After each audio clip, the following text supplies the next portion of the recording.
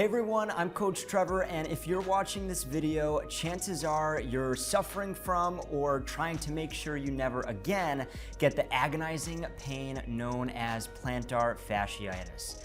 Now, today we're not only going to cover what plantar fasciitis is, along with why it seemingly pops up out of nowhere, but I'll be sharing tips you can take action on right now to relieve pain and stop it from returning in the future. I'd say let's hop into it, but why don't you give that foot a rest? Plantar fasciitis is a common foot condition often caused by the inflammation of the plantar fascia, which is a thin ligament that connects your heel to the front of the foot. Your plantar fascia plays a role in supporting the arch of the foot when moving the body. And when the plantar fascia becomes inflamed, it can lead to that intense pain, particularly in the heel area.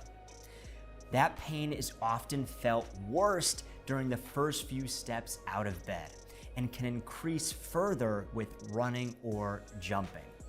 Now, the severity of plantar fasciitis symptoms can vary greatly from person to person, and while you may only be experiencing mild discomfort or tenderness in the affected area, others may face significant limitations in their daily activities due to the excruciating pain. But chances are you already know how bad plantar fasciitis can get, so let's dive into what may have caused it in the first place. Changes to the normal foot pattern, for example, hyperpronation of the foot, can often be a leading cause for your foot pain. Hyperpronation is the uncontrollable shift in weight from the outside to the inside of the foot, leading to an excessive amount of force to the plantar fascia. To add on to this, improper footwear can also play a considerable factor in your plantar fasciitis pain.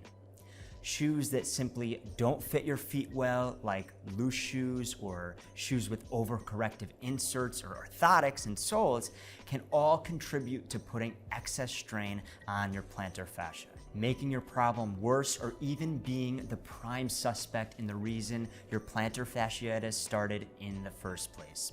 But sometimes the pain you feel around the heel doesn't actually originate from the feet. And that leads us to our last cause of pain, and that is the calf muscle and Achilles tendon tightness. There's connections from the plantar fascia all the way up to the top of the calf.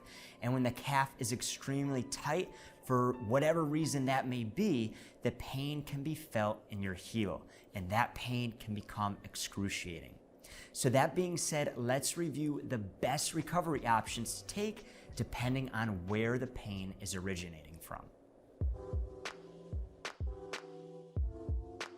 Replacing overcorrecting or ill-fitting footwear is the first step in fixing your foot pain and stopping it from returning in the future.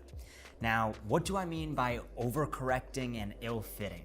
Well, we've been led to believe that flat feet or any type of improper foot alignment must be corrected by an insert or an orthotic of some sort. However, what's actually being done with your foot in these restrictive and oftentimes uncomfortable orthotics is that you're allowing your previously weakened muscles to no longer work at all. For example, let's say I was told I had flat feet, and I should be wearing these custom inserts in my shoes to support my arch, or lack thereof. By wearing these in my shoes, my feet wouldn't all of a sudden start to build arch muscles because my orthotic is pushing up. But what my foot will do is start to work even less than it previously was pre-orthotic, because now it has this rock hard rest to support on, removing my foot's ability or need to move through natural movement patterns. But I know what you may be thinking. How on earth does this correlate to my plantar fasciitis pain?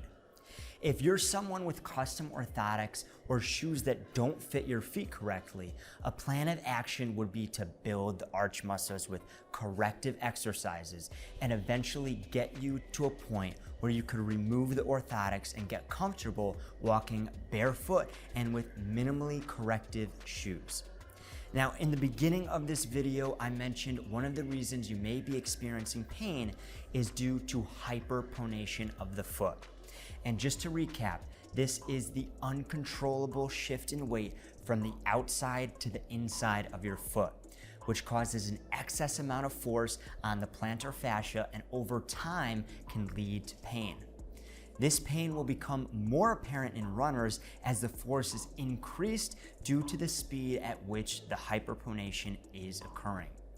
This problem, once again, comes from improper shoes, and more specifically, shoes with a wide heel or overall excessive use in supportive foam.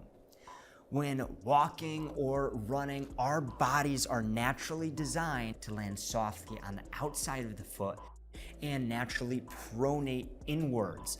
But with this over-implementation of cushioning and foam, specifically flaring out to the sides, we are no longer able to control our strides effectively, and your gait will without a doubt feel the difference. This excessive and uncontrollable force may not seem noticeable during the activity, but once again can be a contributing factor to injury and unnecessary force placed on the plantar fascia. Strengthening your arch and surrounding foot and toe muscles can lead to an overall stronger foot, and therefore a foot more capable of withstanding the forces you're placing on it. If you've been told you have flat feet, a great way of addressing this is by strengthening the muscles throughout your foot with isometric exercises that allow the foot muscles to be challenged by an outside force.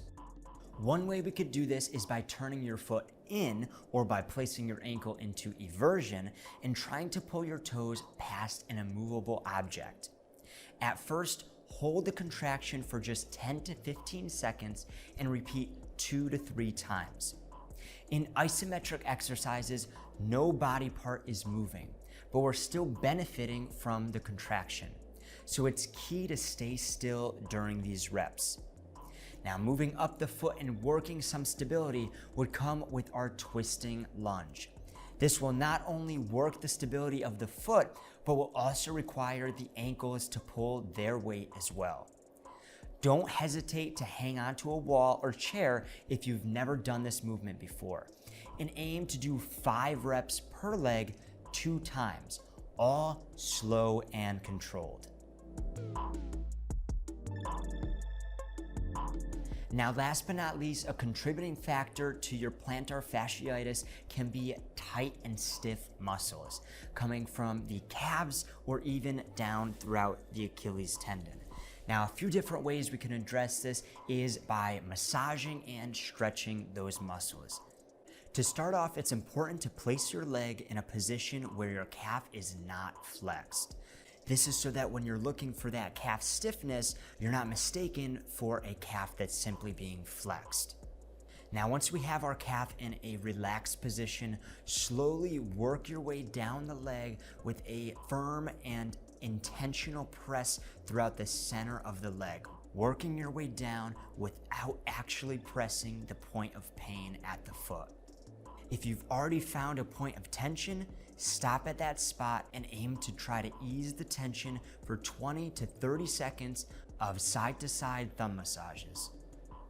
Now, for the second area of attack, we're going to be looking towards the side of the leg and pressing into the side almost as if we're trying to go right to the tibia there. And once again, starting at the top of the leg and working our way down, slowly and intentionally applying pressure all the way down to the arch of the foot. But once again, if we're experiencing pain at the arch of the foot, we'll stop there and work our way around that area, not yet getting to that sore spot, but instead making sure we're able to address any other trigger points around the area that's giving us pain. And finally, in this same position, our last area we can check is that Achilles tendon, pinching the sides there. Once again, starting at the top and slowly working our way down, stopping at any sore or tense points to really massage that area, making sure we're not leaving any area unchecked. Overall, doing our best to assess what other spots of the leg could be giving us pain. Now, the purpose of this video is to address the actual root cause of your plantar fasciitis, not to necessarily try to nip away at the symptoms you may be experiencing. So that's a main reason why you didn't see us gently massaging the stiffness of the actual plantar fascia or rolling away at icy water bottles. However, if any of the movements today that you saw are too challenging to try simply because the plantar fasciitis you're experiencing is so excruciating, please feel free to address the symptoms until you are able to address the cause.